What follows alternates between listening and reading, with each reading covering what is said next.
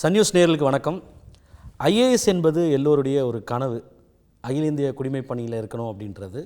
அதற்கான முடிவுகள் அண்மையில் வெளியே வந்தது. தமிழ்நாட்டிலிருந்து 56 பேர், அதிலும் பெரும்பான்மையானவர் நான் முதல்வனில் பயிற்சி பெற்றவர்கள் தேர்ச்சி பெற்றிருக்கார்கள். அதில் குறிப்பாக நான் முதல்வனால் பயன்பெற்றவர்கள் பல பேர். அதில் சிலர் பிராண்ட் அம்பாசிடர்ஸாக கூட இருக்காங்க. எப்படி அந்த அரசினுடைய திட்டங்களும் சரி, அரசு கொடுத்த ஊக்கமும் சரி, தங்களுடைய ஒரு கிராமப்புற பின்னணியில் அதே போல் பொருளாதாரத்தில் பின்தங்கிய பின்னணியில் இருந்தக்கூடிய பலரையும் ஊக்குவிச்சிருக்குன்னு நம்ம பார்த்தோம்.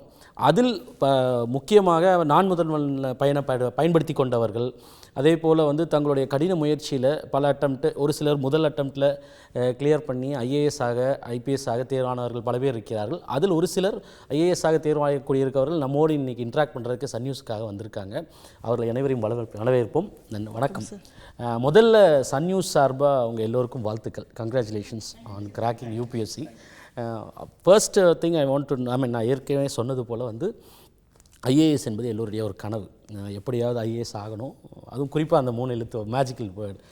அப்போது உங்களுக்கு இது யூனோ பெட்டர். அப்போது அதை எதிர்பார்த்துருக்கக்கூடிய பலருக்கான கனவு உங்களுக்கு சாத்தியமாயிருக்கு. நீங்கள் உங்களுடைய நான் பயோ படிக்கும் பொழுது பல்வேறு பேக்ரவுண்ட்லேருந்து வந்திருக்கீங்க. ரூரல் பேக்ரவுண்டு, முதல் தலைமுறை பட்டதாரி, எக்கனாமிக்கலி டிஸ்அட்வான்டேஜ்டு செக்ஷன்லேருந்து வந்திருக்கீங்க. தமிழ் மீடியத்தில் மட்டுமே படித்து வந்தவர்கள் கூட இருக்குது, தமிழில் தேர்வு எழுதுனவங்களும் இருக்குது. இப்போ பல பேக்ரவுண்ட்லேருந்து வந்திருக்கீங்க. எப்படி இது சாத்தியப்படுத்துது சாத்தியப்படுத்த முடிஞ்சுது அப்படின்றத உங்கள் மூலமாக மக்களுக்கும் சரி, அடுத்த தலைமுறையில் அடுத்ததாக ஐஏஎஸ் ஐபிஎஸ்னு யூபிஎஸ்சி எழுத விரும்புபவர்களுக்கும் உங்கள் வாயிலாக நீங்களே சொன்னீங்கன்னா இன்னும் கொஞ்சம் ஒரு உந்துதலாக இருக்கும். அதற்கு முன்பு ஒரு ப்ரீஃப் இன்ட்ரோ, உங்கள் ஒவ்வொருவரை பற்றியும் ஒரு சிறிய இன்ட்ரோ கொடுத்தீங்கன்னா ரொம்ப நல்லாயிருக்கும். வணக்கம் சார், என் பேர் டாக்டர் ஏஆர் ராஜா மொஹிதீன் சார். நான் சென்னையிலேருந்து வரேன் சார். இது என்னோடய 3வது அட்டம் சார். ஆல் இண்டியா ரேங்க் 7 எடுத்திருக்கேன் சார் இந்த வாட்டி. கவர்மெண்ட் கடலூர் மெடிக்கல் காலேஜில் எம்பிபிஎஸ் முடித்தேன் சார். கடலூர் அரசு மருத்துவக் கல்லூரியில் எம்பிபிஎஸ் முடிச்சிருக்கேன். ஆமாம் சார், முடித்ததுலேருந்து படிச்சுட்டு இருந்தேன் சார் யூபிஎஸ்சிக்கு. இது உங்கள் 3rd அட்டெம்ப்ட் இல்லையா? ஆமாம் சார். ஓகே. நீங்கள் முதல் துறைமை பட்டதாரியா? இல்லை சார், இல்லை சார். ஓகே. நீங்கள் உங்கள் கொஞ்சம் பிரபலமான, ஆல்ரெடி நீங்கள் டெப்யூட்டி கலெக்டர் இல்லையா? என்னோட பேர் ராஜேஸ்வரி சுவி. நான் மதுரை மாவட்டத்திலேருந்து வரேன். நான் BEEE முடிச்சிருக்கேன். 2018 யூபிஎஸ்சி ப்ரிப்பரேஷன் பண்ணிகிட்டு இருந்தேன். இன் பிட்வீனில் 2024 டிஎன்பிஎஸ்சியில் ஸ்டேட் ரேங்க் 11 எடுத்து டெப்யூட்டி கலெக்டர் அண்டர் ட்ரைனிங் நான் ஒர்க் பண்ணிகிட்ருக்கேன். This is my 5th attempt in UPSC. Hello sir, என்னுடைய பேர் தானேஸ்வர். நான் ராமநாதபுரம் மாவட்டம் பரமக்குடியிலேருந்து வரேன்.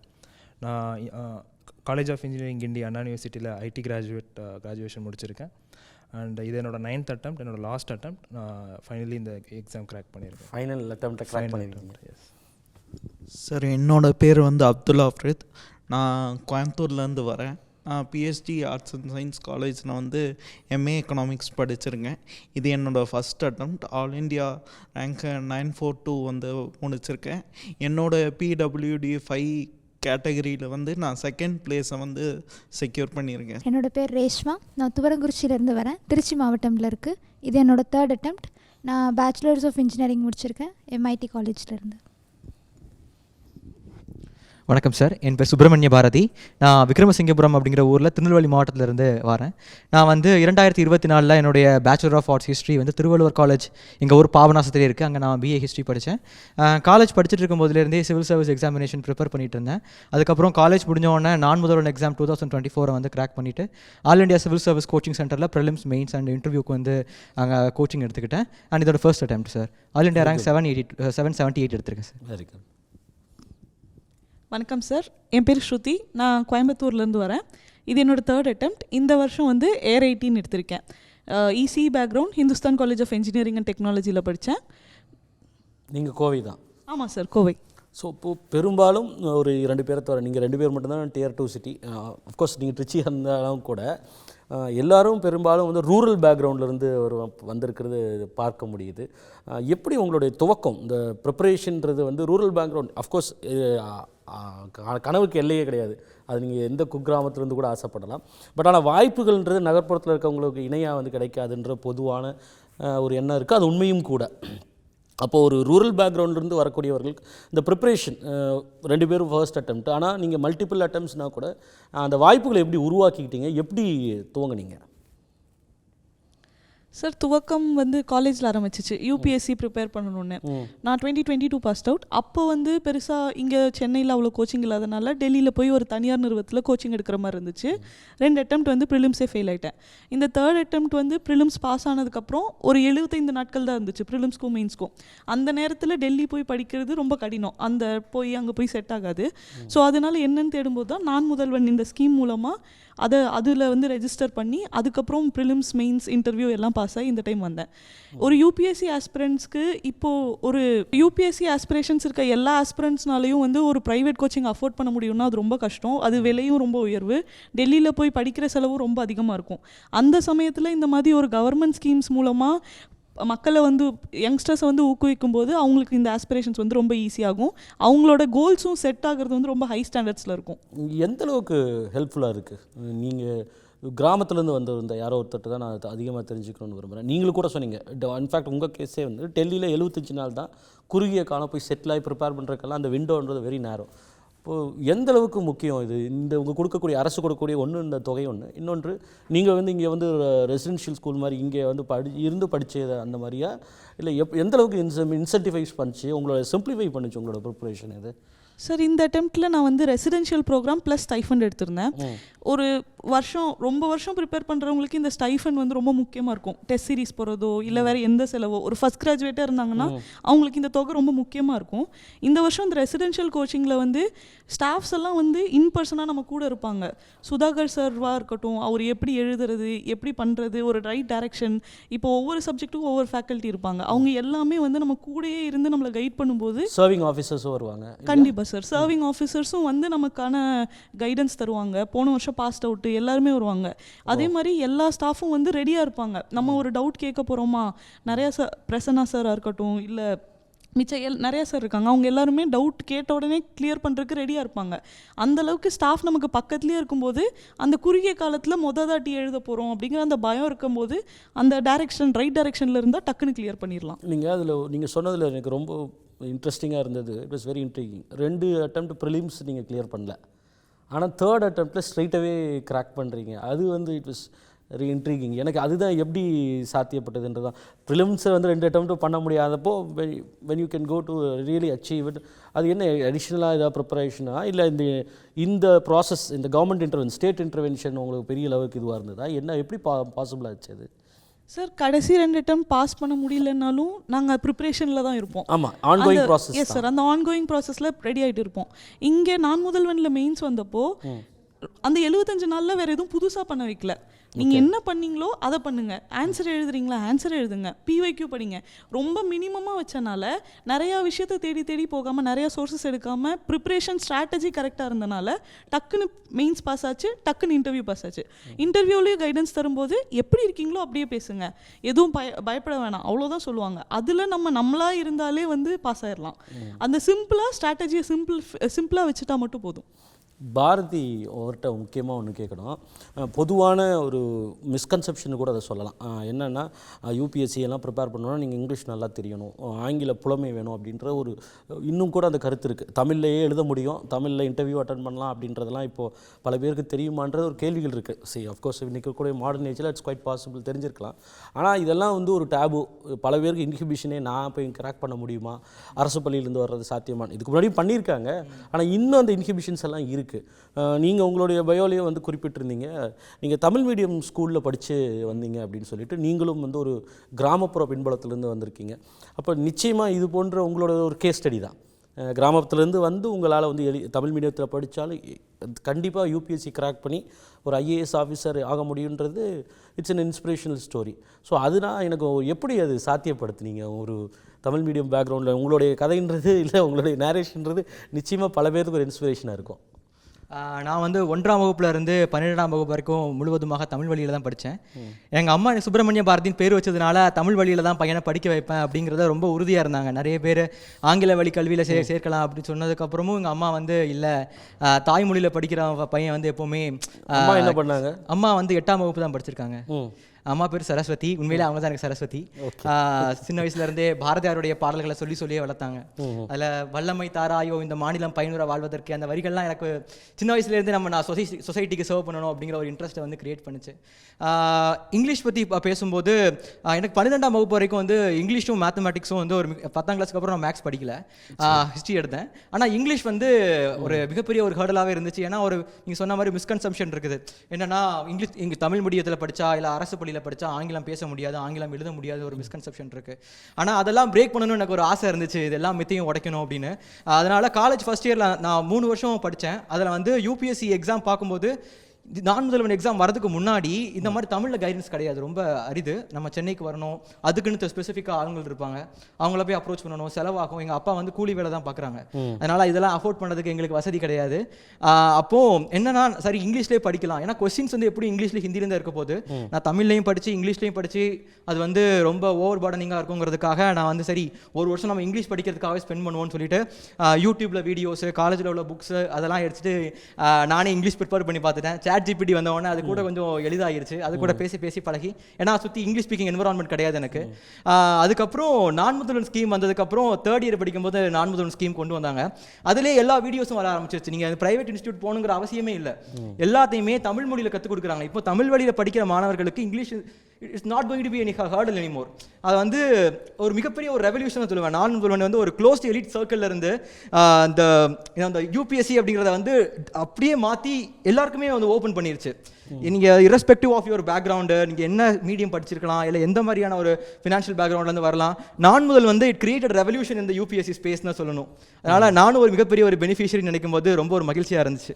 நிச்சயமாக பொருளாதார ரீதியாக எந்த மாதிரியான உங்களுக்கு ஒரு சப்போர்ட் சிஸ்டம் இருந்துச்சு இந்த நான் முதல்வனில்? அது ஒரு மிகப்பெரிய ஸ்கீம்ஸ் இருக்குல்ல, இன்சென்டிவைசிங் ஸ்கீம்ஸ், அதில் எப்படி ஹெல்ப்ஃபுல்லாக இருந்தது? ஒரு மிகப்பெரிய ஒரு வரம் தான் சொல்லணும். ஏன்னா நான் இந்த இது ஜேர்னி ஆரம்பிக்கும் போது எனக்கு வந்து ஒரு நம்பிக்கை எதுவுமே கிடையாது. எங்கள் அம்மாவோட துணை மட்டும்தான், நீ படின்னு சொன்னாங்க, அது மட்டும் தான். ஏன்னா அப்பா வந்து கூலி வேலை, செங்கல் சூளையில் வேலை பார்க்குறாங்க, மாதம் வந்து 6500 வரதே கடினம், மழை காலத்தில் வேலையும் இருக்காது. இருந்தாலும் அம்மா அந்த ரிசோர்ஸஸை வச்சு பசங்களுக்கு வந்து படிப்பு கொடுக்கணும், குவாலிட்டி எஜுகேஷன் கொடுக்கணும்னு அதை ரொம்ப கவனமாக இருந்தாங்க. நான் 8ஆம் வகுப்பில் NMMS national means merit scholarship எக்ஸாமை கிராக் பண்ணி அதில் மாதம் எனக்கு 1000 வந்துருந்துச்சு, அதை எங்கள் அம்மா சேர்த்து வச்சுருந்தாங்க. அடுத்து காலேஜ் படிக்கும்போது புக்ஸ் வாங்குறது அதை வச்சு வாங்கிட்டு இருந்தோம். ஆனால் காலேஜ் படித்து முடிக்கும்போது எனக்கு குடும்பத்துக்கு ஒரு பாரமாக இருக்கோமோ, எனக்கு ஒரு கில்ட்டி ஃபீலிங் உருவாக ஆரம்பிச்சிருச்சு.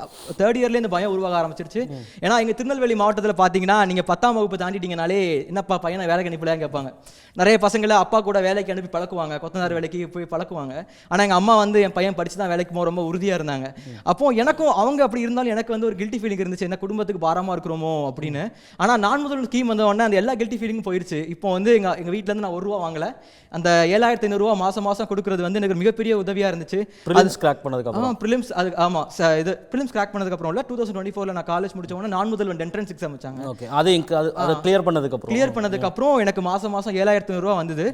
அது எனக்கு ஒரு மிகப்பெரிய ஒரு எம்பவரிங் ஃபீலிங்காக இருந்துச்சு. ஏன்னா நான் வந்து எங்கள் வீட்டில் நான் வாடகை வீட்டில் தான் இருக்கிறோம், ஒரு ரூம் தான் இருக்கும், ஒரு கிச்சன் இருக்கும். நைட்டு தூங்கும்போது அம்மா அப்பா அங்கே தூங்கிட்டு இருப்பாங்க, படிக்கிறதுக்கு இடம் கிச்சனில் உட்காந்து படிச்சுட்டு இருப்பேன். ஆனால் ஏசிசி வந்து கிராக் பண்ணி வந்ததுக்கப்புறம் இதெல்லாம் ஏர் கண்டிஷன் ரூம்ஸ், எவ்வளோ நேரம் வேணால் படிக்கலாம், இன்டர்நெட் ஃபெசிலிட்டியோட கம்ப்யூட்டர்ஸ், இதெல்லாமே வாழ்க்கையில் வந்து ஒரு மிராக்கிள் மாதிரி இருந்துச்சு உண்மையிலே. அது மட்டும் இல்லாமல் சுதாகரன் சாரோட கைடன்ஸ் எனக்கு வந்து காலேஜ் படிக்கும்போது ஒரு எப்படி சொல்ல ஒரு ஃபீலிங் வந்து தனியாக இருக்க மாதிரியே ஒரு ஃபீலிங்காக இருக்கும். ஏன்னா நம்மளோட யூபிஎஸ்சின்னு தெரிஞ்சவங்க யாருமே பெருசாக சைடில் கிடையாது, அது ஃபுல் ஃபார்ம் தெரிஞ்சவங்க நிறைய இருக்க மாட்டாங்க, கைட் பண்ண ஆள் கிடையாது, ஒன்லி யூடியூப்பில் டாப்பர் வீடியோஸ் பார்த்து படிச்சுட்டு இருந்தேன். ஆனால் இங்கே வந்து பார்க்கும்போது ஊரில் அங்கே ஏசிசி வந்து நான் முதல்வன் எக்ஸாம் கிளியர் பண்ணி வந்ததுக்கப்புறம் பார்த்தோம்னா மெயின்ஸ் எழுதுகிற அண்ணா அக்கா இருந்தாங்க, இன்டர்வியூ போன அண்ணா அக்கா இருந்தாங்க, சர்வீஸ் போன அண்ணா அக்கா இருந்தாங்க. அவங்க நிறைய பேருடைய வாழ்க்கையிலேருந்து அவங்க தப்பு பண்ணி கற்றுக்கிட்டதை நான் தப்பு பண்ணாமலே கற்றுக்கிட்டு முதல் அட்டம்ப்ட்லேயே கிளியர் பண்ணதுக்கு ஒரு நல்ல ஒரு என்வரான்மெண்ட்டை வந்து all India civil service coaching centre create பண்ணி வச்சிருந்துச்சு. அது மட்டும் இல்லாமல் சுதாகரன் சாரை வந்து நான் கட்டாயம் சொல்லி ஆகணும். IRPS சார், அவங்க தான் நான் முதல்வன் போட்டித் தேர்வு பிரிவுடைய மிஷன் டைரக்டர் சார். வந்து எங்கள் செல்லப்பிள்ளை மாதிரி பார்த்துக்கிட்டாங்க, என்ன பாரதி என்ன பண்ணுறேன்னு அடிக்கடி சார் கேட்டுக்கிட்டே இருப்பாங்க. எல்லாத்தையுமே எனக்கு மட்டும் தனிப்பட்ட உதவிகள் இல்லை, ஒவ்வொரு ஸ்டூடெண்ட்டையுமே அவங்க தனித்தனியாக அவங்களோட பேக்ரவுண்ட் தெரிஞ்சு அவங்க என்ன மாதிரியான ஹெல்ப் எல்லாத்தையும் சார் அனலைஸ் பண்ணுவாங்க. நீங்கள் சார் ரூம் போனீங்கன்னா ஒரு போர்டு இருக்கும், அதில் வந்து இன்னைக்கு என்ன பேசணும் அப்படிங்கிறத வந்து டீட்டெயிலாக ஒரு மேப் போட்டு வச்சிருப்பாங்க. நம்ம பார்க்கும்போது நமக்கு கில்ட்டி ஃபீலிங்காக இருக்கும் படிக்கலன்னா. லெசன் பிளான் ஆமாம், அவ்வளோ பிளான் பண்ணி வந்து பசங்கிட்ட எப்படி பேசணுங்கிறத முதற்கொண்டு நம்மளை அவ்வளோ கம்ஃபர்டபுளாக வச்சுருப்பாங்க சார். அதனால தான் இந்த ஃபைனல் ரிசல்ட் வந்து வரும்போது நான் எங்கள் அம்மா கூட ஃபஸ்ட் கால் பண்ணல, சுதாகரன் சார் தான் ஃபஸ்ட்டு கால் பண்ணேன். அதுக்கப்புறம் சாருக்கு சொல்லிவிட்டு அதுக்கப்புறம் தான் எங்கள் அம்மாவுக்கு நான் சொன்னேன் பாஸ் ஆகிட்டேன் அப்படிங்கிறது வந்து. அதனால் நான் முதல்வனும் all India civil service coaching சென்டரும் தமிழ் வழியில் படிச்சிருந்தாலும் இல்லை நீ தமிழில் எழுதணும்னு நினச்சி அண்ணா தமிழில் எழுதிட்டு வந்திருக்காங்க, தமிழில் எழுதணும்னு நினச்சிருந்தாலும் சப்போர்ட் பண்ணதுக்கு இப்போ வந்து ஏராளமான பேர் இருக்காங்க, ஏராளமான கைகள் இருக்கிறது. அதனால் தமிழ் வழி மாணவர்கள் வந்து கவலைப்பட வேண்டாம் அப்படின்னு நினைக்கிறேன். நீங்கள் ஒரு சுருக்கமாக எனக்கு ஒரு விஷயம் என்னென்னா, நீங்கள் வந்து இங்கிலீஷில் தான் இப்போ எழுதுனேன்னு சொன்னீங்க. இங்கிலீஷில் தான் எழுதுனேன். இன்னொன்று வந்து நீங்கள் கிராமப்புறத்துலேருந்து வந்தேன்னு சொன்னீங்க இல்லையா? அங்கே எனக்கு அதற்கான ஒரு இந்த நெகோசியேஷனே கிடையாது, இது மாதிரி ஆட்களோட என்கேஜ்மெண்ட்டே அனுபவமே இல்லை. அஃப்கோர்ஸ் இன்டர்நெட்டில் தான் தேடுன்னு சொன்னீங்க.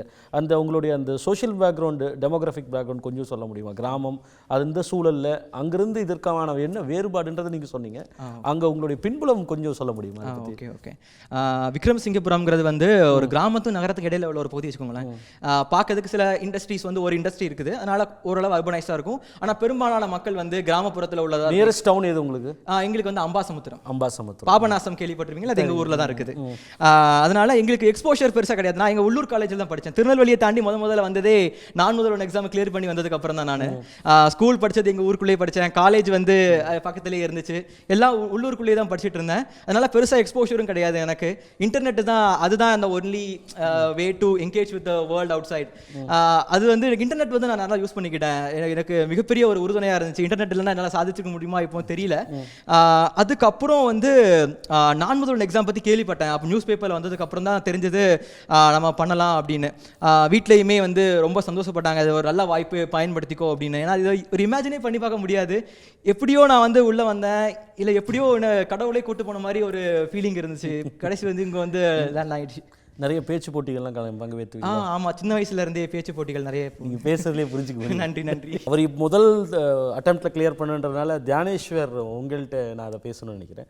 கடைசி அட்டம் 9th அட்டம்ப்டில் கிராஸ் பண்ணீங்க, எப்படி இருந்தது உங்கள் அனுபவம்? உங்களுடைய பேக்ரவுண்டு சுருக்கமாக, ப்ளஸ் அந்த ஒரு என்டியூரன்ஸ் தான் நான் சொல்லணும், ஒரு பர்சிவியரன்ஸ் தான் சொல்லணும். 9 வருஷம் அட்டம் பண்ணி கிராக் பண்ணது, எப்படி அந்த ஃபீல் இருந்துச்சு? உங்களுக்கான இந்த ஸ்டேட் சப்போர்ட் எப்படி இருந்தது நான் முதல்வனில்? கண்டிப்பாக சார். சார், நான் வந்தது வந்து பரமக்குடி டவுனில் இருந்து, அது ராமநாதபுரம் டிஸ்ட்ரிக்டில் இருக்குது. அது அங்கே வந்து பார்த்திங்கன்னா உங்களுக்கு பெரிய ஃபெசிலிட்டிஸ் அப்படிலாம் எதுவும் கிடையாது. அங்கே ஃபேமிலியும் பார்த்திங்கன்னா லோவர் மிடில் கிளாஸ் அந்த இதுலேருந்து தான் வந்தோம். ஸோ அங்கேருந்து பார்க்கும்போது யூபிஎஸ்சி அப்படின்ற ட்ரீமே வந்து நிறையா பேருக்கு அது அந்த எக்ஸாம் எழுதுறதே எங்களுக்கெலாம் ஒரு டைப் ஆஃப் ஒரு ப்ரிவிலேஜ் அப்படின்ற மாதிரி தான். இல்லை எங்கள் பேக்ரவுண்ட்லேருந்து அவ்வளோ பேர் அதை ட்ரை கூட பண்ண மாட்டாங்க, நம்மளாலாம் முடியுமா அப்படின்ற ஒரு டவுட் அதிகமாகவே இருக்கும். அந்த கிராமப்புற மாணவர்களுக்கு இருக்கக்கூடிய பிரச்சனையா?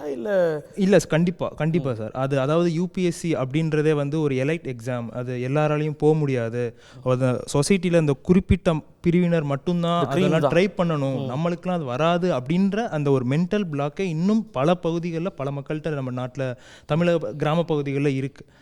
ஸோ அதில் இருந்து வர்றதே வந்து ஒரு பெரிய இதுதான். இன்னொரு பிரச்சனை என்னென்னா, நமக்கு சரியான வழிகாட்டுதல் இருக்காது. அதுக்கான நோக்கம் இருக்கும், அதுக்கான அந்த மோட்டிவேஷன் இருக்கும், செய்யணுன்ற அந்த துணிவு கூட இருக்கும், ஆனால் கைடன்ஸ் இருக்காது சரியான. எங்கே போய் யார்கிட்ட சரியாக விசாரிக்கணும் அப்படின்ற நம்ம ஃபேமிலி சர்க்கிளில் ஆட்கள் இருக்க மாட்டாங்க. அதனால சில நேரங்கள் என்ன ஆகும்னா, நம்ம வேறு தவறாக முதல் அட்டம்ப்ட்லேயே அந்த சுப்பிரமணிய பாரதி தம்பி சொன்ன மாதிரி நம்ம தவறுகளை திருத்தி கொள்றதுக்கான சரியான வழிகாட்டுதல் எப்போவுமே தேவை. சின்ன தவறு பண்ணால் கூட பார்த்தீங்கன்னா உங்களை ரேங்க் லிஸ்ட்லேயே வரமாட்டீங்க. ஏதாவது ஒரு சப்ஜெக்டில் ஒரு சின்ன தவறு பண்ணிட்டீங்கன்னா முடிஞ்சது, உங்கள் லிஸ்ட்டில் வரமாட்டீங்க. அந்த ஒரே மார்க்கில் 10 பேர் 15 பேர் இருப்பாங்க. ஸோ அந்த மாதிரி ஒரு சின்ன த்ரெட்டு தான், அதை மிஸ் பண்ணிட்டீங்கன்னா போய்டும். ஸோ அப்படின்னா உங்களுக்கு அந்த அளவுக்கு பெர்ஃபெக்டான குவாலிட்டி கைடன்ஸ் இருந்தால் மட்டும்தான் இந்த எக்ஸாமை கிராக் பண்ண முடியும். இந்த ஒரு பிரச்சனை எனக்கும் இருந்தது. 2017 இருந்து நான் தொடர்ந்து முயற்சி பண்ணிட்டு இருக்கேன். 5 தடவை மெயின்ஸ் போயிருக்கேன். இருந்தாலும் என்னால் இன்டர்வியூ ஸ்டேஜும் போக முடியல, கிளியர் பண்ணவும் முடியல.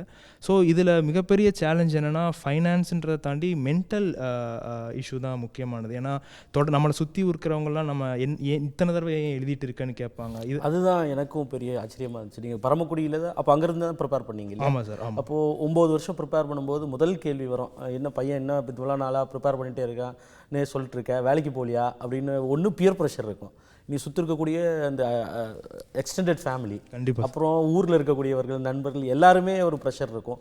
அதை எப்படி கோப் அப் பண்ணீங்க அந்த விஷயத்தை? அந்த relative and friends side manage பண்ணுறது ரொம்ப ரொம்ப ஒரு கிரிட்டிக்கலான விஷயம் சார். ஏன்னா பேரண்ட்ஸ் எங்கே போனாலும் சரி, அம்மா அப்பா ஏதாவது ஒரு சின்ன ஃபங்க்ஷனுக்கு போனால் கூட உடனே கேட்பாங்க பையன் என்ன வேலை பார்க்குறான் அப்படின்னு. படிக்கிறானே சொல்லிட்டு இருக்க முடியாது. ஏன்னா போன வருஷமும் அதான் சொன்னீங்க, இந்த வருஷமும் அதான் சொல்கிறீங்க, என்ன தான் படிக்கிறான், ஏன்னா யூபிஎஸ்சி படிக்கிறான்னா ஏன் வேறு ஏதாவது வேலைக்கு போக வேண்டியதானே, ஐடி முடிச்சிருக்காங்க ஏதாவது ஜாப் பார்க்க வேண்டியதானே அப்படின்னு ஒன்று சொல்லுவாங்க. இன்னொன்று என்னென்னா மற்றவங்களோட கம்பேர் பண்ணியும் ஸ்டேட்மெண்ட்ஸ் வரும். அந்த பையன் அவ்வளோ சம்பளம் வாங்குறான், இந்த பையன் எவ்வளோ சம்பளம் வாங்குறான், உங்கள் பையன் இன்னும் படிச்சுட்டே இருக்கான், ஃபெயில் ஆகிட்டே இருக்கான், வேணா வேறு எக்ஸாம் எழுதலாமே, இந்த மாதிரி உங்களுக்கு தொடர்ந்து இது வரும். இதை சமாளிக்க முடியணும்னா நமக்கு குடும்பத்தினருடைய சப்போர்ட் ரொம்ப ரொம்ப அவசியம். அது மட்டும் இல்லாமல் நான் அந்த நான் முதல்வனில் உள்ள அந்த டீமோட சப்போர்ட்டையும் நான் கண்டிப்பாக சொல்லியே ஆகணும். ஏன்னா அந்த டீமில் நான் இன்ட்ராக்ட் பண்ணும்போது எனக்கு சொல்லவே ஒரு மாதிரி கூச்சமாக இருக்கும். 8 அட்டெம்ப்ட் ஃபெயில் ஆகிட்டேன் அப்படின்னு சொல்கிறதுக்கே ஒரு மாதிரி இருக்கும். அப்படி இருக்கும் போது அவங்க நான் சுதாகரன் சாராக இருக்கட்டும், இல்லை அங்கே இருக்க ஸ்டாஃப்ஸாக இருக்கட்டும், அவங்க எல்லாருமே எனக்கு என்கரேஜ் பண்ணிட்டு தான் இருந்தாங்க. அதெல்லாம் நீ 8 அட்டெம்ப்ட்லாம் யோசிக்கக்கூடாது, இது உன்னோட முதல் அட்டெம்ப்டாக நீ மைண்டில் வச்சுக்கோ, கண்டிப்பாக உன்னால் முடியும், அந்த பொட்டன்ஷியலை இருக்கு உன்ட்ட அப்படின்னு சொல்லி எனக்கு தொடர்ந்து நம்பிக்கையை ஊட்டினாங்க. So even though relative side friends சைடில் எனக்கு ப்ரெஷர் இருந்தாலும் குடும்பத்தினரோட சப்போர்ட், நல்ல நண்பர்களுடைய சப்போர்ட், குறிப்பாக நான் முதல்வன் சுதாகரன் சாருடைய சப்போர்ட் இருந்தனால இந்த எக்ஸாம் ஒரு வழியாக என்னால் கிளியர் பண்ண முடிஞ்சது சார். ராஜேஸ்வரி, அதனால தான் உங்களோட கேஸ் வந்து வெரி இன்ட்ரெஸ்டிங். இப்போ அவருக்கு வந்து 9 இயர்ஸை ட்ரை பண்ணுறாரு. பட் நீங்கள் ஆல்ரெடி ஒரு தமிழ்நாடு சர்வீஸை கிராக் பண்ணிவிட்டு டெபுட்டி கலெக்டராக இருந்தீங்க. ஸோ கம்பேரிட்டிவ்லி உங்களுக்கு அந்தளவுக்கு ஒரு ப்ரெஷர் இருந்திருக்காதுன்னு நினைக்கிறேன், எக்ஸப்ட் நீங்களாக உங்களுக்கு உருவாக்கிட்டதை தவிர. ஸோ உங்களுடைய அனுபவம் எப்படி இருந்தது? ஏன்னா சர்வீஸில் இருந்துட்டு தயார் பண்ணுறதுன்றது அஃப்கோர்ஸ் உங்களுக்கு ஏற்கனவே இதுக்கும் சேர்த்து தான் ப்ரிப்பேர் பண்ணியிருக்கீங்க. ஆனால் அந்த எப்படி மேனேஜ் பண்ணீங்க to shuttle between work and UPSC preparation? Yes sir, first 2018 preparation start பண்ணால் கூட 2024 தான் நான் வந்து டெப்யூட்டி கலெக்டராக. ஸோ அந்த இடத்துலையும் எனக்கு ஒரு 6 years ஆஃப் ப்ரிப்பரேஷன் ஆல்ரெடி இருந்தது. அண்ட் நீங்கள் சொன்ன மாதிரி நிறைய பேர் என்கிட்ட கேட்டிருக்காங்க, நீ ஆல்ரெடி டெப்யூட்டி கலெக்டர் ஆகிட்ட, however you will land in IAS, நீ எப்படி இருந்தாலுமே உனக்கு கன்ஃபர் ஆகிடும், நீ எதுக்கு கஷ்டப்படணும், அதுவும் ஸ்டேட்குள்ளேயே, ஸ்டேட்டோட எலிட் சர்வீஸ். பட் எனக்கு என்னென்னா, நான் உள்ளே வரும்போது என்னோட ஒரிஜினல் எய்ம் என்ன, நான் வந்து ஆல் இண்டியா சர்வீஸ் போகணும். ஒய் ஷுடன்ட் ஐ ட்ரை, நான் ஏன் செட்டில் ஆகணும். எனக்கு வந்து இந்த டைமில் நான் என்னோடய குரூப் 1 பேட்ச்மேட்ஸ்க்கும் தேங்க் பண்ணணும் ரொம்ப. ஏன்னா அதில் வந்து எனக்கு ரொம்ப மோட்டிவேட் பண்ணிகிட்டே இருப்பாங்க. அது ஏன்லாம் தெரில, நம்ம வீட்டு பிள்ளை மாதிரி எனக்கு ரொம்ப மோட்டிவேட். அதில் என்னோட பேட்ச்மேட் சொன்னால், never settle for the second best அப்படின்னு சொல்லிட்டு, உன்னோட எய்ம் என்ன அதை மட்டும் பண்ண. அது எனக்கு இன்னுமே என் ஃபோனில் வால்பேப்பராக இருக்கும், never settle for the second best. So என்னோட ஒரிஜினல் எய்ம் என்ன, எனக்கு கிடைச்சதை வச்சு நான் செட்டில் டவுன் ஆகக்கூடாது. அஃப்கோர்ஸ் அது ரொம்ப ரொம்ப நல்ல சர்வீஸ், நிறையா மக்களுக்கு பண்ணலாம். அண்ட் ரெண்டாவது என்னென்னா, ஆஃப்டர் டெப்யூட்டி கலெக்டர் ட்ரைனிங் போனதுக்கப்புறம் தான் நான் கம்ப்ளீட் அவுட் சைடர்லேருந்து ஃபீல்டுக்குள்ளே போகிறேன். அப்போ வந்து எனக்கு சில விஷயங்கள் புரியுது. என்னென்னா, ஒரு ஸ்கீமாக இருக்கட்டும், நம்ம வந்து மக்களுக்கு போய் சேரும்போது அங்கே எவ்வளோ பேரோட, நம்ம நார்மலாக படிக்கிறப்ப படிப்போம், ஒரு ஸ்கீம் வந்து மில்லியன்ஸ் ஆஃப் லைஃப்ஸை சேஞ்ச் பண்ணணும். ஆனால் அதை வந்து நான் நேரில் பார்த்தேன். அப்போ அது எனக்கு இன்னும் ஒரு புஷ் ஃபேக்டராக தான் இருந்தது. சொல்லப்போனால் எனக்கு டிசி கிடச்சது வந்துட்டு என்னோட யூபிஎஸ்சி ஜேர்னியை பாசிட்டிவாக தான் புஷ் பண்ணுச்சு. அண்ட் நீங்கள் கேட்ட கொஸ்டின், எப்படி ஷெட்யூல் வந்து மேனேஜ் பண்ணீங்க? ஏர்லி மார்னிங் கண்டிப்பாக 10 o'clock ஆஃபீஸ் போய் தான் ஆகிற மாதிரி இருக்கும் நம்ம ட்ரெயினியாக இருந்தாலுமே. ஈவினிங் வந்துட்டு இதுதான் டெஃபினட் டைம்னு நம்மளால் சொல்லவே முடியாது.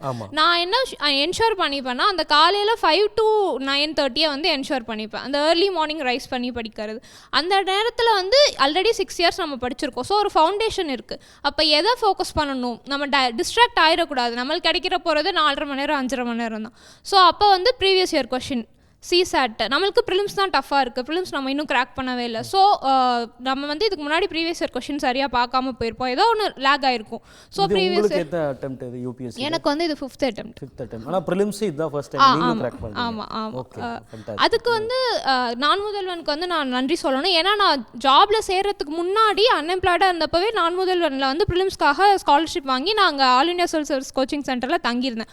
அவங்க தான் வந்துட்டு அந்த யூபிஎஸ்சி பிவைக்யூ நீ இம்பார்ட்டன்ட் படிக்கணுன்ற அந்த கல்ச்சரே அங்கே வந்து ஃபார்ம் ஆகும். டெய்லி பார்த்தீங்கன்னா குரூப்பாக பசங்க வந்துட்டு ஒரு 1 hour 1.5 hours வந்து ப்ரீவியஸ் இயர் கொஷின் சால்வ் பண்ணுற கல்ச்சர் வந்து அது அங்கே தான் வந்து நாங்கள் நிறைய பேர் அதை வந்து ஃபீல் பண்ணி பேசியிருக்கோம். ப்ரீவியஸ் இயர் கொஷின் படிக்கணும்னு எல்லாருக்குமே தெரியும், ஆனால் அது வந்து இப்படி தான் படிக்கணும், அது இவ்வளோ இம்பார்ட்டன்ட்டு, அதுதான் நம்மளை வந்து யூபிஎஸ்சிக்கு ரெலவெண்ட்டாக எடுத்துகிட்டு போகுன்றது வந்து நான் முதல்வன் வந்து ரொம்ப ரொம்ப முக்கியமான ரோல். அங்கே படித்த எல்லாருக்குமே இப்போ வந்து அந்த ப்ராக்டிஸ் வந்திருக்கும். ஒரு சிஸ்டமேட்டிக்காக கண்டிப்பாக அது நிறைய டெஸ்ட் சீரிஸ் போடுவோம், நிறைய ப்ரைவேட் இன்ஸ்டியூட்டில் படிப்போம், அதெல்லாம் கிடையாது. நீ யூபிஎஸ்சி எக்ஸாம் எழுத போகிற, அப்போ நீ யூபிஎஸ்சியோட ப்ரீவியஸ் இயர் கொஷினை பார்க்கணும். அதை வந்து ஆணித்தரமாக பதிய வச்சது வந்து நான் முதல்வன் டீமும் சுதாகரன் சார் அவங்க தான். அதை வந்து ஒரு ப்ராக்டிஸாக கொண்டு வந்துட்டாங்க. ஸோ அதை நான் ஃபைண்ட் அவுட் பண்ணி கண்டுபிடிச்சி நான் கரெக்டான டைரக்ஷனில் போகிறதுக்கு எனக்கு வந்து நான் முதல்வன் ஸ்கீம் ரொம்பவே ஹெல்ப்ஃபுல்லாக இருந்தது. நீங்கள் ஃபீல்டில் ஆல்ரெடி சர்வீஸில் இருந்ததுனால ஜென்ரலாக உங்களுக்கு இருக்கக்கூடிய கலீக்ஸ்கிட்ட வந்து ஒரு இது இருக்கும், அது பர்டிகுலராக உங்களோட சுப்பீரியர்ஸ்ட்டு ஒரு இது இருந்திருக்கலாம். நீங்கள் ப்ரிப்பேர் பண்ணணும்னா you might have plan sometimes சீக்கிரம் போய் ப்ரிப்பேர் பண்ணணும்னு ரிக்வயர்மெண்ட் இருந்திருக்கும், அதெல்லாம் பிளான் பண்ணியிருப்பீங்க. ஆனால் அதெல்லாம் நேச்சுரலாக ஒரு கவர்மெண்ட் ஆஃபீஸில் எனி ஆஃபீஸில் அந்த ப்ரெஷர் இருக்கும், இங்கே வேலையை முடிச்சுட்டு தான் போகணும், அதெல்லாம் அப்புறம் பார்க்கலாம் அப்படின்ற சில ப்ரெஷர்ஸ் எல்லாம் இருந்திருக்கும்ல, புல்ஸ் அண்ட் ப்ரெஷர்ஸும் இருக்கும். அதெல்லாம் ஓவர் கம் பண்ணிங்களா? அதெல்லாம் அது வந்து லக்கிலி எனக்கு இருந்த 2 கலெக்டருமே ஃபஸ்ட்டு பூங்கொடி ஐஏஎஸ் மேம் இருந்தாங்க திண்டுக்கல்ல, அண்ட் செகண்ட் வந்து சரவணன் ஐஏஎஸ் சார் இப்போ இருக்காங்க. 2 பேருமே வந்துட்டு அஃப்கோர்ஸ் அவங்க நான் ட்ரெயினியாக தான் இருக்கேன். ஸோ வந்து எனக்கு ட்ரைனிங் நல்ல முறையில் கொடுத்துருவாங்க. நான் ட்ரைனிங்கை வந்து ஸ்கிப் பண்ணுறதோ இல்லை காம்ப்ரமைஸ் பண்ணுறதோ நானும் பர்சனலாக பண்ண மாட்டேன். ஆனால் அதை தாண்டி வந்துட்டு நான் ஒரு லீவ் கேட்குறதா இருக்கட்டும், சார் நான் படிக்கணும் லாஸ் ஆஃப் உடனே இம்மீடியட்டாக எனக்கு சைன் போட்டு கொடுத்துருவாங்க. அதை பற்றி யோசிக்கவே மாட்டாங்க. நீ படி, நீ நல்லா வரணும் தான் நினைப்பாங்க. இன்ஃபேக்ட் என் டிஸ்ட்ரிக்டில் வந்து ஃபஸ்ட்டு ரிசல்ட் வந்தோடனே சார் கலெக்டர் கால் பண்ணும்போது district is waiting for you, Dindigul உங்களுக்காக காத்திருக்கு, சீக்கிரம் வாங்க. அந்த மாதிரியான எனக்கு வந்து அந்த சுப்பீரியர் கிட்ட இருந்து எப்போயுமே பாசிட்டிவான ஒரு சப்போர்ட் தான் இருந்திருக்கு. எப்பவுமே புல் டவுன் பண்ணுற மாதிரி இருந்தது இல்லை. திரு அப்துல்லா கிட்ட தான் நான் பேசணும். 9 attempts பார்த்துட்டோம், ஃபர்ஸ்ட் அட்டெம்ப்ட் பார்த்துருக்கோம். நீங்களும் ஃபர்ஸ்ட் அட்டெம்ப்ட் தான். ஒருத்தங்க சர்விங் ஆஃபீஸராக இருந்துட்டு இது பண்ணுறது, நீங்கள் ஃபர்ஸ்ட் டைம் ஃபுல்லி தமிழ்லேயே எழுதினீங்கன்னு நான் பார்த்தேன் அப்துல்லா. ஆமாம் சார். அதை பற்றி கொஞ்சம் விரிவாக தெரிஞ்சுக்கணும். தமிழில் எழுதி தமிழ்லேயே இன்டர்வியூ அட்டன் பண்ணி பாஸ் பண்ண முடியுன்றதுக்கான ஒரு சான்று நீங்கள். அதனால் உங்ககிட்ட இருந்தால் நிறையா வந்து மக்களுக்கு வந்து தெரிஞ்சிக்க வேண்டியது இளம் தலைமுறைக்கு நிறையா இருக்குதுன்னு நினைக்கிறேன் நான். ஃபஸ்ட்டு தமிழில் எழுதுனதுக்கான காரணம் என்னென்னு சொல்லணுன்னா, நான் வந்து ஒரு டிஃப்ரெண்ட்லி ஏபிள் சார். ஸோ ஸ்க்ரைபை வச்சு தான் வந்து பேசிக்காக எழுதி ஆகணும். இப்போது நீங்களே எழுதி நீங்களே படித்து நீங்களே எழுதுறீங்கன்னா டக்குன்னு எழுதிடலாம். ஆனால் ஒரு ஸ்க்ரைபை வச்சு எழுதும் போது நான் சொல்லி அவங்களுக்கு புரிஞ்சு அவங்க எழுதணும். ஆமாம். ஸோ டைம் டேக்கிங் வந்து ஜாஸ்தியாக இருக்கும். அப்போ நமக்கு வந்து புரிகிற மொழியில் நம்ம பிரெயின் ப்ராசஸ் பண்ணுற மொழியில் வந்து ஒரு விஷயத்த பண்ணோன்னா அது நமக்கு வந்து ஒரு ஆடட் அட்வான்டேஜாக இருக்கும் அப்படின்னு வந்து நான் முடிவு பண்ணேன் சார். ஸோ அதனால தான் வந்து மெயின்ஸை வந்து தமிழில் கொடுக்கலாம் அப்படிங்கிறத வந்து நான் முடிவு பண்ணேன்.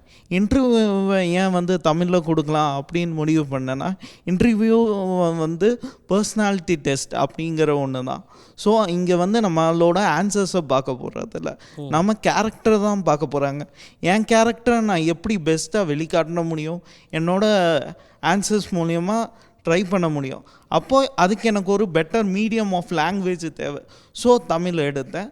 பட் ப்ராபப்ளி நான் அங்கே போன உடனே எனக்கு இங்கிலீஷில் பேச வேண்டிய சூழ்நிலை வந்து ஏற்பட்டுச்சு. அதையும் நான் வந்து ஹோப்ஃபுல்லி கிராக் பண்ணிட்டேன் சார்.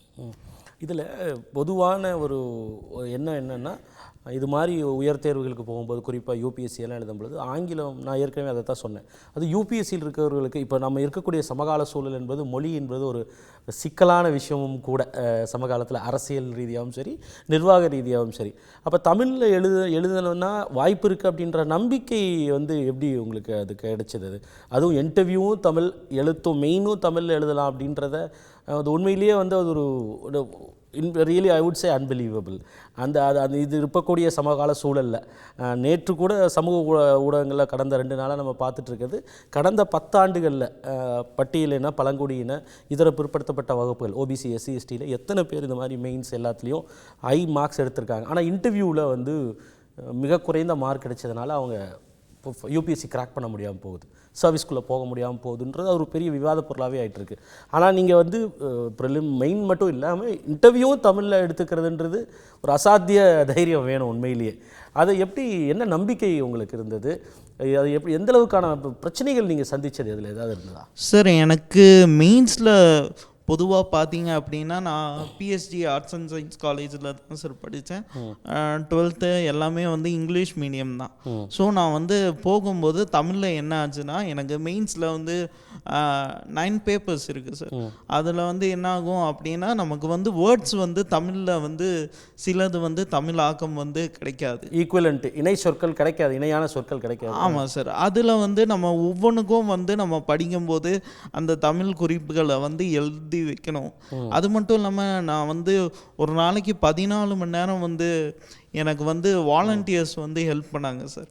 எதிர்பாராத உதவிகள் வந்து நிறைய இடத்துலேருந்து வந்து எனக்கு கிடச்சிது. அதனால் எஸ்ஏனா டெய்லி ஒரு 2 எஸ்ஏ தமிழில் தான் சார் எஸ்ஏ எல்லாமே எழுதுறது. ஸோ டெய்லி எழுதி பார்க்குறது, அந்த மாதிரி தொடர் பயிற்சிகள் மூலமாக என்னுடைய ஆன்சர்ஸை வந்து என்னால் வந்து கட்டமைச்சிக்க முடிஞ்சுது சார். எந்த அளவுக்கு அது எனக்கு ஹெல்ப்ஃபுல்லாக இருந்துச்சுன்னா, என்னோடய ஃபஸ்ட்டு எஸ்ஏ எக்ஸாமில் போய் நான் உட்காரும்போது எனக்கு ஃபஸ்ட்டு ஸ்டார்டிங் பண்ணும்போதெல்லாம் ஒன்றுமே வரல சார். 2 பாயிண்ட் 3 பாயிண்ட்க்கு மேலே வராது. ஆனால் என்னோடய எக்ஸாமில் போய் உட்காரும்போது எனக்கு படம்னு எனக்கு எழுதுறதுக்கு அதுக்கு மேலே பாயிண்ட் இல்லை. நான் 20 பாயிண்ட் சொல்கிறேன், போதும் தம்பி இதுக்கு மேலே எழுதுனா எஸ்ஏ முடிஞ்சிடும், அந்த மாதிரி நிலைமைக்கு இதாகிடுச்சு சார். ஸோ பயிற்சி முயற்சி இது 2 தான் சார். லாங்குவேஜ் வந்து பெரிய பெரியராக இருக்காதுங்கிறது என்னோட தனிப்பட்ட ஒரு விஷயம் சார். அதுக்கப்புறம் வந்து மாற்றுத்திறனாளியாக இருக்கிறதுனால சார் நான் வந்து லிசன் பண்ணி படிக்கிறவன் சார். ரீட் பண்ணுறவன் கிடையாது. ஸோ எனக்கு என்ன ஒரு சஜஷன் அப்படின்னா சார், முடிஞ்ச அளவில் யூபிஎஸ்சியோடைய அத்தனை புக்ஸையும் வந்து குரல் வடிவில் வந்து ஆடியோ ஃபைல்ஸ் குரல் வடிவில் வந்து நான் தமிழ் ஆப்ஷனல் தான் எடுத்தேன். அதையும் வந்து முடிஞ்ச அளவுக்கு எல்லா ஆப்ஷன்லையும் வந்து எல்லா காலேஜில் படிக்கக்கூடியவங்க இல்லை ஆர்வமாக இருக்கக்கூடியவங்களை வச்சு குரல் வடிவத்தில் செஞ்சு போட்டால் பார்வை மாற்றுத்திறனாளிகள் பிற மாற்றுத்திறனாளிகள் கற்றலை விட கேட்டல் சிறந்தது தானே சார். ஸோ அப்படி படித்து தெரிஞ்சு இன்னும் நல்லா தெளிஞ்சு என்னை விட நல்ல ரேங்க்கில் வர்றதுக்கான வாய்ப்புகள் இருக்குது சார். நல்ல ஒரு சஜஷன். இன்ஃபேக்ட் அரசுக்கு கூட இது ஏற்கனவே இருக்கும் நிச்சயமாக ஆடியோ ஃபைல்ஸ் அவைலபிள். நம்மளுடைய சென்னையில் இருக்கக்கூடிய முன்னணி லைப்ரரிகள்லேயே இந்த மாதிரி பயிற்சி இன்ஸ்டியூட்ஸில் ட்ரைனிங் இன்ஸ்டியூட்ஸில் இருக்குது. ஆனால் இன்னும் கூடுதலாக நீங்கள் சொல்வது போல் வந்து ஆடியோ ஃபைல்ஸ் எல்லாம் உருவாக்கினா இது மாற்றுத்திறனாளிகளுக்கு எளிதாக்கும்னு நினைக்கிறேன். இது நல்ல ஒரு சஜஷன் தான் உங்களுடைய கேஸ் சார். அதுக்கப்புறம் நான் முதல்வனை பொறுத்த வரைக்கும் சார் என்னோட கேஸ் கொஞ்சம் டிஃப்ரெண்ட் சார். அதாவது நான் வந்து ப்ரிலிம்ஸ் மெயின்ஸ் 2லேயும் வந்து ஸ்டைஃபண்ட் மட்டும் வாங்கிட்டேன். அதனால் பொருளாதார ரீதியாக எனக்கும் என் குடும்பத்திற்கும் வந்து ரொம்ப உதவிகரமாக இருந்தது சார். ப்ரிலிம்ஸ்லேயும் மெயின்ஸ்லேயும் எனக்கு உதவி பண்ணவங்களால் இன்டர்வியூ ஸ்டேஜில் எனக்கு உதவி பண்ண முடியாத நிலை வந்தது. ஏன்னா அவங்க அந்த டைம் ப்ரிலிம்ஸ் படிச்சுட்டு இருந்தாங்க. ஓகே. ஸோ அப்போ நம்ம என்ன பண்ணுறது அப்படிங்கிற ஒரு ஸ்டேஜ் வரும்போது அங்கே எனக்கு வந்து நான் முதல்வன் ஸ்கீம் ரொம்ப ஹெல்ப்ஃபுல்லாக இருந்துச்சு சார். எப்படி தம்பி சொன்ன மாதிரி எல்லா கிளியர் பண்ண ஆஸ்பிரன்ஸும் மெயின்ஸ் கிளியர் பண்ணவங்க ப்ரிலிம்ஸ் படிச்சுட்டு இருக்கவங்க ஏற்கனவே சர்வீஸில் இருந்தவங்க எல்லாருமே வந்து ஒன்றா இருக்கக்கூடிய ஒரு பிளாட்ஃபார்ம் மாதிரி கிடச்சிது சார். அதில் எனக்கு வந்து இன்டர்வியூ கூட கொஞ்சம் ஹெல்ப்ஃபுல்லாக இருந்துச்சு சார். ஓப்பனாக சொல்லணுன்னா நானும் ஸ்ருதியும் உட்காந்து நாங்கள் 2 பேரும் ஒரே டிஸ்ட்ரிக்குங்கிறதுனால உட்காந்து சேர்ந்து படிச்சுட்டு இருந்தோம். மார்க் இன்டர்வியூஸ்லாம் பண்ணிப்பீங்களா? இல்லை சார், நாங்கள் சும்மா படிச்சுட்டு இருந்தோம். ஒன்று ஓகே. அந்த கொஸ்டினை எனக்கு அப்படியே இன்டர்வியூவில் கேட்டாங்க சார். ஓகே. ஸோ அந்த மாதிரி விஷயங்கள் வந்து தனிமையிலேருந்து வந்து ஒரு ஆஸ்பிரண்ட்டை வந்து காப்பாற்றுச்சு சார். இன்னொரு முக்கியமான விஷயங்களை நான் வந்து பகிர்ந்திருக்கணும்னா ப்ரிலிம்ஸ்க்கும் மெயின்ஸுக்கும் இங்கே வந்து நல்ல கட்டமைப்பு இருக்குது சார். போத் இன்டர்நெட் அண்டு ஆஃப்லைன்லேயும் இருக்குது. ஆனால் இன்டர்வியூன்னு வரும்பொழுது ஒரு ப்ராப்பர் ஸ்ட்ரக்சருங்கிறது வந்து ப்ராப்பராக இல்லை சார். அதை வந்து நான் முதல்வன் வந்து ஒரு கட்டமைப்பை வந்து வடிவமைச்சிட்டு வராங்கங்கிறது என்னுடைய கருத்து சார். அந்த ப்ராசஸில் இருக்குது. எஸ் சார், ப்ராசஸ் தீவிரப்படுத்திட்டு இருக்காங்க. ஆமாம் சார், இன்னும் சீரமைச்சுக்கணுங்கிறது என்னுடைய கருத்து. நல்ல சஜஷன் தான். Thank you sir. ரேஷ்மா, உங்களுடைய புண்பலவும் உங்களுடைய முயற்சிகள் எப்படி துவங்குனீங்க, அதை பற்றி கொஞ்சம் சொல்லுங்களேன். கண்டிப்பாக சார். சார், யூபிஎஸ்சி அப்படின்றது வந்து என்னோடய சைல்ட்ஹுட் ட்ரீம் அப்படின்றதே சொல்லலாம். இதுக்கு பேக்ரவுண்ட் அப்படின்னா என்னோட டேடி வந்து ஒரு யூபிஎஸ்சி ஆஸ்பிரண்ட் சார். என்னோட ஃபாதர். உங்கள் ஃபாதரே ஆஸ்பிரண்ட் தான்? எஸ், என்னோட ஃபாதர் ஒரு ஆஸ்பிரண்ட். அவரால் வந்து இந்த எக்ஸாமை ஒரு அட்டெம்ப்ட் கொடுத்தாரு. அவரால் அதில் ஜெயிக்க முடியல. அந்த டைமில் வந்து என்னோட கிராண்ட் ஃபாதர் இறந்துட்டாரு சார். ஸோ அவர் தான் first kid of the family. So he has to go to the home. வீட்டுக்கு போயிட்டாரு. அவரால் இந்த ப்ரிப்பரேஷனை கண்டினியூ பண்ண முடியல. அண்ட் நேச்சுரலாக அது எப்படின்னு தெரில சார். இட் இஸ் அப்பாவோட கனவை நீங்கள் வந்து ஃபுல்ஃபில் பண்ணியிருக்கீங்க, ரியலைஸ் பண்ணுறீங்களா? ஆமாம் சார். அது ஆல்மேட்டியோட டெசிஷனாக என்னன்னு தெரில சார். எனக்கும் அந்த ஆம்பிஷனாக வந்துடுச்சு ஃப்யூச்சரில். ஸோ அதனால் நான் அதை பர்சியூ பண்ணிட்டேன் சார். ஃபர்ஸ்ட் அட்டெம்ப்டில் வந்து நான் என்னோடய ப்ரிலிம்ஸில் ஃபெயில் ஆகிட்டேன். செகண்ட் அட்டெம்ப்டில் வந்து மெயின்ஸில் 4 மார்க்ஸில் ஃபெயில் ஆகிட்டேன். இது என்னோடய தேர்ட் அட்டெம்ப்ட். இதில் நான் ஆல் இண்டியா ரேங்க் 181 எடுத்திருக்கேன் சார். நீங்கள் ஆக்சுவலி MITயில் பண்ணீங்க இல்லையா, மெட்ராஸ் இன்ஸ்டியூட் ஆஃப் டெக்னாலஜியில். அங்கே இருந்துட்டு ஒரு டெக்கி, பேசிக்லி ஒரு டெக்கி, அஃப்கோர்ஸ் நிறைய டெக்கிஸ் ஐஏஎஸ் ஆஸ்பிரன்ஸ் வராங்க. அந்த டிரான்ஸ்ஃபர்மேஷன் எப்படி இருந்தது? அதுலேருந்து வர்றதுக்கும் அதுக்கான ப்ரிப்பரேஷனு எல்லாமே எப்படி ஸ்டார்ட் பண்ணீங்க? நீங்களும் வந்து திருச்சியில் பக்கத்தில் துவரக்குறிச்சி இல்லையா, ஒரு கிராமத்தில் பின்புலத்தில் தான் வரீங்கன்னு நினைக்கிறேன். But I think you had a better economical background அவங்க அப்பா கிட்டேருந்து. பட் இருந்தாலும் வந்து அந்த கிராமப்புறத்துலேருந்து வந்துட்டு MIT டு UPSC, இந்த டிரான்ஸ்ஃபர்மேஷனை பற்றி கொஞ்சம் சொல்லுங்கள். Correct sir. நான் வந்து தூரங்குறிச்சின்ற ஒரு ஊர்லேருந்து தான் வரேன். அங்கே வந்து சுற்றி 10th வரைக்கும் காவேரி ஸ்கூல் அப்படின்ற ஒரு ஸ்கூலில் தான் படித்தேன். அதுக்கப்புறம் வந்து தனியார் பள்ளி சார். அதுக்கப்புறம் 11th 12th வந்து நான் ஹைதராபாத் போனேன். அப்போ தான் வந்து ஃபர்ஸ்ட் டைம் நான் பார்க்குறேன் காம்படிஷன்னா எப்படி இருக்கும் அப்படின்றது. JEE ப்ரிப்பரேஷன் பண்ணேன். JEE ப்ரிப்பரேஷனுக்கு போனப்போ தான் ஃபர்ஸ்ட்டு. ஆமாங்க சார்.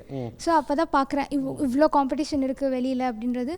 அந்த JEE எக்ஸாமே என்னால் கம்ப்ளீட் பண்ண முடியல அப்படின்னா மெயின்ஸ் கிளியர் பண்ணல. ஸோ அகைன் வந்து என்னோட 11th 12th மார்க்ஸ் வச்சு நான் MITக்குள்ளே வந்தேன். எலக்ட்ரானிக்ஸ் அண்ட் இன்ஸ்ட்ருமெண்டேஷன் இன்ஜினியரிங்கில் ஜாயின் பண்ணேன். அதுக்கப்புறம் கூட நான் என்னோட கேம்பஸ் இன்டர்வியூ எல்லாம் அட்டென்ட் பண்ணி நான் ப்ளேஸ் ஆகிட்டேன் சார்.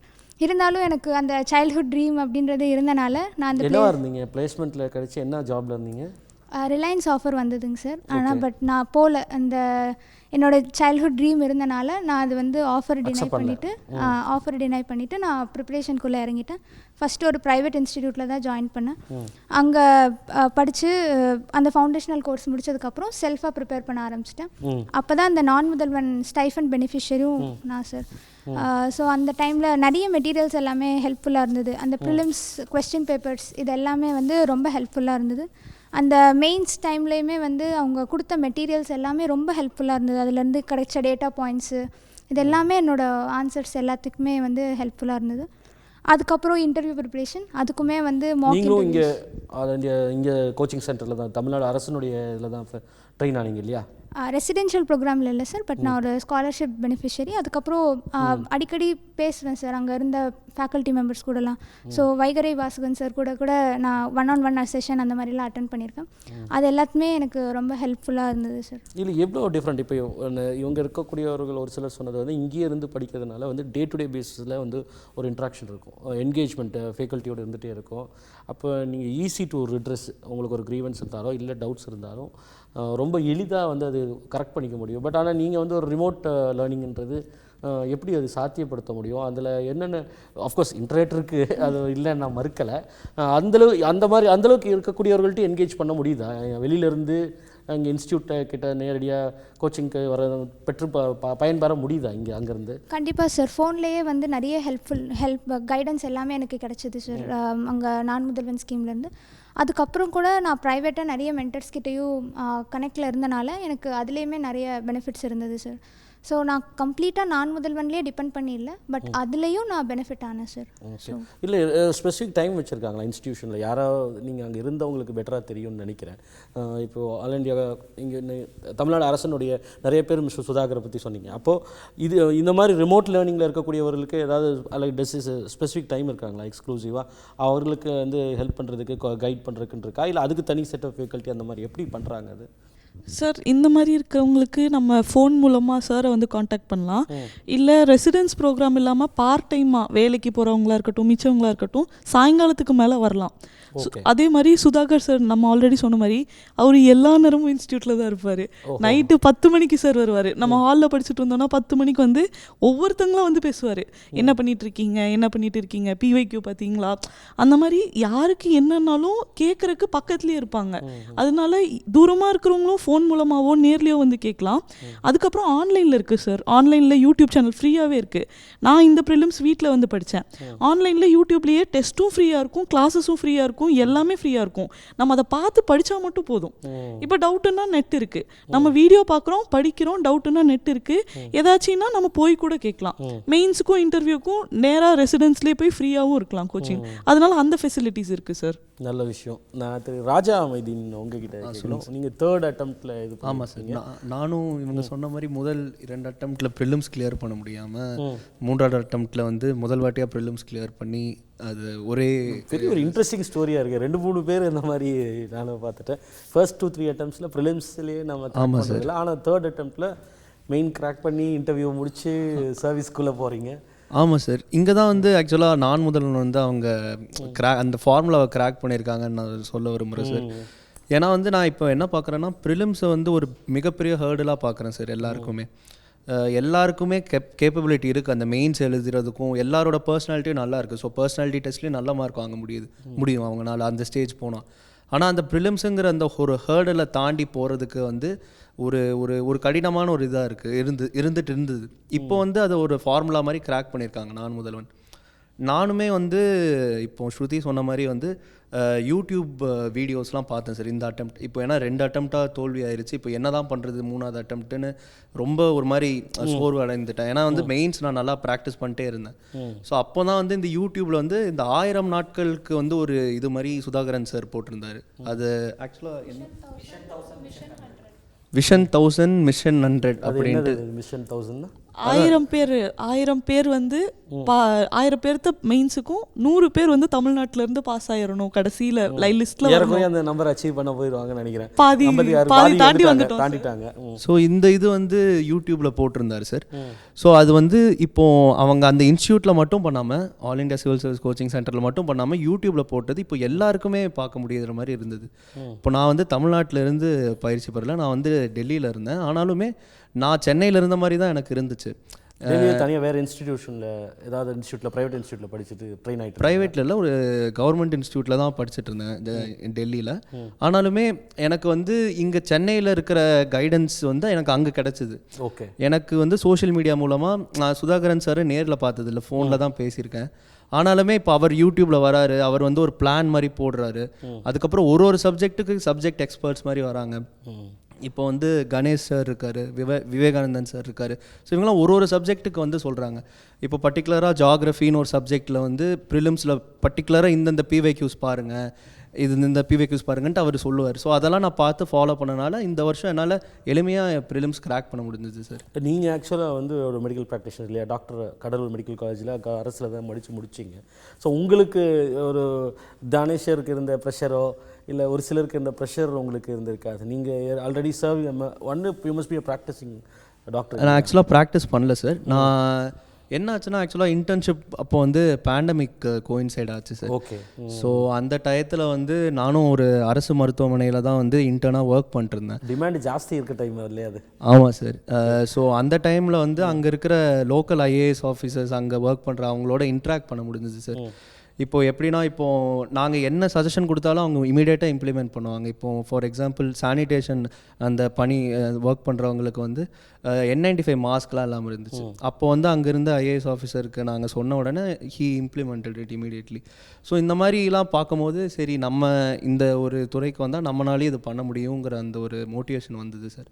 அதனால தான் நான் கிராஜுவேஷன் முடித்த உடனே ஐ ஸ்டார்டட் ப்ரிப்பேரிங் சார். அதுதான் உங்கள் மோட்டிவேஷன் வந்து அந்த கோவிடில் நீங்கள் பார்த்தது தான்? ஆமாம் சார். அந்த டைமும் அதுவும் நம்ம அரசு வந்து அந்த டயத்தில் பண்ண உதவிகள் எல்லாமே வந்து மிகவும் அருமையாக இருந்தது சார். ஸோ அதனால் அந்த மாதிரி அடுத்து வரக்கூடியவர்களுக்கு உங்களை மாதிரி இளைஞர்களுக்கு இல்லை மாணவர்கள் ஸ்கூல் டேஸ்லேருந்து பல பேர் ஆஸ்பிரன்ஸாக இருப்பாங்க. நான் ஐஏஎஸ் ஆக போகிறேன்றது எல்லோரும் ஒரு கிளாஸில் 10 பேரில் 5 பேராக சொல்லுவாங்க. அப்போ அந்த மாதிரி மாணவர்களுக்கு ஒரு இன்ஸ்பிரேஷன் ஒரு மோட்டிவேஷன்னா நீங்கள்லாம் சொல்ல விரும்புவது என்னவாக இருக்கும்? இது வந்து இப்போது சிவில் சர்வீசஸ் வரதுக்கு முன்னாடி நம்ம எதுக்காக சிவில் சர்வீஸ் பண்ணுறோங்கிறதுக்கான அந்த மோட்டிவ் வந்து கிளியராக இருக்கணும்னு நினைக்கிறேன் சார். இப்போ வந்து நான் என்னோடய மோட்டிவ் வந்து ரொம்ப கிளியராக இருந்துச்சு. நான் மருத்துவராக இருந்தாலும் ஐஏஎஸ் ஆஃபீஸராக இருந்தாலும் மக்களுக்காக சேவை செய்யணுங்கிறது தான் என் கோலாக இருந்துச்சு. ஏன்னா இது வந்து 1 வருடமோ 2 வருடமோ ஒரு பயணம் இல்லை, ஒரு லைஃப் லாங் ப்ராசஸ். சர்வீஸில் இருக்க வரைக்கும். ஆமாம் சார், அது ஒரு லைஃப் லாங் ப்ராசஸ். ப்ரிப்பரேஷனுமே இப்போது ஒரு ஃபர்ஸ்ட் அட்டெம்ப்டில் ஒருத்தங்க கிராக் பண்ணாலுமே அது ஒரு மினிமம் 2 இயர்ஸான ஜேர்னியாக இருக்கும். ஸோ இந்த இவ்வளோ நாள் வந்து அதில் நீடிச்சு இருக்கணும்னா இந்த கோல் அவங்க மைண்டில் வந்து கிளியராக இருக்கணும் சார். எந்த மோட்டிவ்க்காக நம்ம ப்ரிப்பேர் பண்ணுறோங்கிறது. ஸோ அதை வந்து தெளிவாக வச்சுக்கணுங்கிறது தான் வந்து நான் சொல்ல விரும்புகிறேன். பொதுவாக நான் வந்து உங்கள் எல்லாருக்குமே இந்த கேள்வி தான். ஐஏஎஸ் அப்படின்ற போது ஒருத்தர் போஸ்டிங்கெல்லாம் வந்துட்டாலே நீங்கள் டெப்டி கலெக்டராக இருந்ததுனால நீங்கள் பார்த்துருக்க கூட வாய்ப்புகள் இருக்குது. அணுக முடியாத அதிகாரிகளை அப்படின்றது மக்களுக்கு அவங்களுக்குள்ள ஒரு தயக்கமா, இல்லை ஒரு ஃபியராக தயக்கமா, இல்லைனா வந்து சில அதிகாரிகளை அணுக முடியாத மாதிரி இருக்காங்களா அப்படின்ற ஒரு இது உண்டு. நீ என்ன ஐஏஎஸ்ஸா அப்படின்ற ஒரு பேச்சு ஒரு இது உண்டு.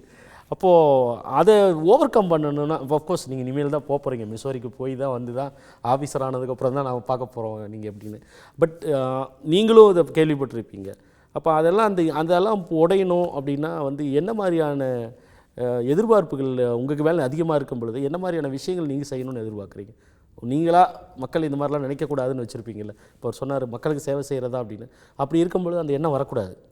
அப்போ அந்த மக்களுக்கு அந்த எண்ணம் வராமல் இருக்கணும்னா எப்படி இருக்கணும்னு உங்களுக்குள்ள சில ஐடியாக்கள் இருக்கும். அது எப்படி யார் நீங்கள் சொல்லிட்டீங்க, இல்லை ஒரு சில சுருக்கமாக உங்களுக்கு என்னென்ன மாதிரி ஐடியாஸ் இருக்குது? அப்ரோச்சபிள், ஆக்சசபிளாக இல்லை, ஆஃபீஸராக இருக்காங்க அப்படின்றது அதுவே மக்களுக்கு ஒரு பெரியது. மக்களுக்கு வந்து அரசு அதிகாரிகள் அணுகிறது அப்படின்றதே ஒரு பெரிய தயக்கம் இருக்கும், இன்ஹிபிஷன் எப்போவுமே இருந்து. ஸோ அப்போ அவர்களுக்கு நீங்கள் சொல்லக்கூடியது என்னது? இப்போது கரெக்டு தான் நீங்கள் சொல்கிறது. அந்த அப்ரோச்சபிலிட்டி ஃபேக்டருங்கிறது வந்துட்டு நம்ம எல்லாருக்குமே ஒரு நார்மலாக ஒரு பாமர மக்களுக்கு வந்து அந்த இது இருக்குது, நம்ம ஈஸியாக அணுக முடியாது அப்படின்றது. அதுக்கு அதிகாரிகள் இப்போ ஆல்ரெடி பண்ணிகிட்டு இருக்கிறது, நானும் ஃபீல்டில் பார்க்குறது என்னென்னா, நம்ம கவர்மெண்ட் சைட்லேருந்து நிறையா கேம்ப்ஸ் மாதிரி டைரெக்டாக ஊருக்கே போய் பண்ணுவோம். இப்போது உங்கள் தொகுதியில் அப்படின்ற மாதிரி நிறையா கேம்ப்ஸ் வந்துட்டு அவங்கவுங்க ஊருக்கே போய் பண்ணுவோம். அதே மாதிரி வந்துட்டு நம்ம ஒரு டாப் டவுன் அப்ரோச்சாக இல்லாமல் நம்ம வந்து ஒரு ஸ்கீம் இம்ப்ளிமெண்ட் பண்ணும்போது ஒரு பாட்டம் அப் அப்ரோச்சாக எடுத்துகிட்டு வர்றது வந்து ரொம்பவே நல்லாயிருக்கும். இப்போ ஒரு கிராமத்தில் விஏஓ தான் இருப்பாங்க, அவங்க வந்துட்டு எந்த அளவுக்கு மக்கள் கூட வந்து இன்ட்ராக்ட் பண்ணி அவங்க வந்துட்டு எப்படி மக்கள் குறைகள் எடுத்துகிட்டு வராங்க, அதை வந்து ப்ராப்பராக ஒரு ரிவ்யூ மெக்கானிசம், ஒரு வில்லேஜ் வைஸ் ரிவ்யூ பண்ணுறதா இருக்கட்டும், ஒரு ஃபிர்கா வைஸ் ரிவ்யூ பண்ணுறதா, அந்த மாதிரி வந்துட்டு அந்த பிரேக்கப் வந்து கரெக்டாக இன்ஃபில்ட்ரேட் ஆகி நம்ம ஒரு ஸ்கீமை இம்ப்ளிமெண்ட் பண்ணும்போது ப்ராப்பரான ரிவ்யூ மெக்கானிசமோட போகிறது. ரெண்டாவது வந்து இப்போ வந்து கவர்னன்ஸ் நிறையா வந்துட்டுருக்கு. நம்ம ஸ்டேட் தான் அதில் வந்து டாப்பாக பெர்ஃபார்மும் பண்ணிகிட்ருக்கோம். அப்போ அந்த எலக்ட்ரானிக் கவர்னன்ஸுன்றது உள்ளே வரும்போது மக்கள் வந்து ஒரு கலெக்டர் ஆஃபீஸ்க்கு வந்து தான் கலெக்டரை பார்க்கணுன்னு இல்லை, கலெக்டரை ஒரு கேம்ப் மூலியமாக அவங்கள பார்க்குறத தாண்டி அவங்க ஆஃபீஸ்க்கே போகாமல் ஒரு எலக்ட்ரானிக் மீடியம்லேயே அவங்களோட சேவைகள் எடுத்துக்கிறாங்க. ஸோ அந்த அவேர்னஸ் வந்து பப்ளிக்கு நம்ம எடுத்துகிட்டு போய் வைக்கணும். இந்த மாதிரியான இனிஷியேட்டிவ்ஸ் எடுத்தால் ஈஸியாக நம்மளால் மக்களுக்கு ரீச் பண்ண முடியும்னு நான் நினைக்கிறேன். போஸ்டிங் கிடைக்க போகுது, நீங்கள் ட்ரைனிங் முடிச்சதுக்கப்புறம் குறிப்பிட்டு ஏதாவது ஒரு இலக்கு இருக்குது அவங்களுக்கு, இதுக்குள்ளே போய் இது பண்ணணும், இந்த ஊருக்கு நான் படித்த ஒரு கலெக்டராக போகணும், இல்லை நான் பிறந்த ஊர் கலெக்டர், இல்லைன்னா இந்த ஒரு குறிப்பிட்ட துறையில் எனக்கு பல திட்டங்கள் இருக்குது, நிறையா விஷயங்கள் செய்யணும் அப்படின்னு யாருக்காவது அந்த மாதிரி விஷயங்கள் இருக்கா? எஸ் சார், எனக்கு மாற்றுத்திறனாளிகளுக்கு ஏதாவது பண்ணணும் அப்படிங்கிறதுக்கு ஒரு இது இருக்குது சார். நான் வந்து send Michael's higher secondary school அப்படின்னு ஒரு ஸ்கூலில் கோயம்புத்தூரில் படித்தேன். அந்த ஸ்கூலில் பார்த்திங்கன்னா ரிசோர்ஸ் ரூம் அப்படின்னு ஒரு ரூம் இருக்குது. அதில் வந்து ஒரு ஸ்பெஷல் டீச்சர் ஒருத்தங்க இருப்பாங்க. அவங்களுக்கு என்ன ஒர்க் அப்படின்னு பார்த்திங்கன்னா, எங்களை மாதிரி ஸ்பெஷலி ஏபிள்டு சில்ட்ரனுக்கு வந்து சைன் லாங்குவேஜ்லேருந்து அவங்களுக்கு எல்லா டெஃபிஷியன்சி சில்ட்ரனுக்கு எப்படி பாடம் சொல்லி கொடுக்குறது அப்படிங்கிறது வந்து அவங்களுக்கு தெரியும். அவங்க அதை பற்றி படிச்சுட்டு வந்திருப்பாங்க சார். இந்த மாதிரி கவர்மெண்ட் வந்து ஒவ்வொரு ஸ்கூல்ஸ்க்கும் வந்து ஒவ்வொரு கவர்மெண்ட் டீச்சர்ஸை வந்து அலாட் பண்ணியிருக்காங்க. இந்த ஸ்கீமை வந்து நம்ம வந்து என்ன பண்ணலான்னா யூபிஎஸ்சியில் வந்து அடாப்ட் பண்ணலாம் சார். ஸோ நம்ம இப்படி பண்ணுறதன் மூலமாக அவங்களுக்கு புரிகின்ற மொழியில் அவங்களுக்கு எது வந்து ஈஸியாக ஆக்சசபிளாக இருக்குமோ அதில் போய் அவங்கள வந்து நம்ம சேர்க்கும் பொழுது, இப்போ நான் முதல்வன்லேயே இப்படி ஒரு தனிப்பட்ட துறையை வந்து அமைச்சு இந்த மாதிரி மாற்றுத்திறனாளிகளை வந்து ஸ்டேட் ஃபுல்லாக வந்து எடுத்து அவங்களுக்கான இந்த மாதிரி ஸ்பெஷல்லி இதுக்குன்னு தனியாக கோர்ஸ் எல்லாம் இருக்குது சார். அது படித்த டீச்சர்ஸை யூபிஎஸ்சி ஏற்கனவே ஆஸ்பிரண்ட்ஸாக இருந்தவங்கள எடுத்து அவங்கள வச்சு டீச் பண்ணால் மாற்றுத்திறனாளிகள்லேயும் இன்னும் ரிசல்ட் வந்து பயங்கரமாக இருக்கும். அவங்க நிறைய மாற்றுத்திறனாளிகள் யூபிஎஸ்சி கிராக் பண்ண முடியும், கண்டிப்பாக கிராக் பண்ண முடியுங்கிறது என்னோட நம்பிக்கை சார். நல்ல விஷயம். Yes sir. ஏன்னா நாங்கள் தான் சார் இந்த சொசைட்டிக்கு வந்து சேவை பண்ண ரொம்ப எலிஜிபிளான கேண்டிடேட். ஏன்னா எல்லா சொசைட்டிக்கிட்டேருந்தும் நாங்கள் ஹெல்ப்பை வாங்கியிருக்கோம். நாங்கள் திருப்பி அதை எஜுகேஷன் மூலமா ப்ராப்பராக பண்ணணும்னு ஆசைப்படுறோம் சார். நல்ல சஜஷன், நல்ல விஷயம். உங்களுக்கு யாருக்காவது வேறு யாராவது?